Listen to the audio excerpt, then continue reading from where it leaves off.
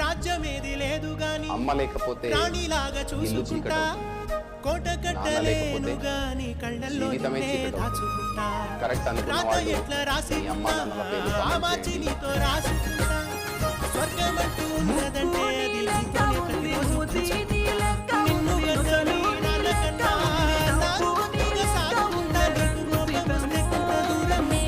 గీత గీస్తే నేను దాటనంట కంట నీరు కంటి రెప్ప దాటకుండా కాటుకై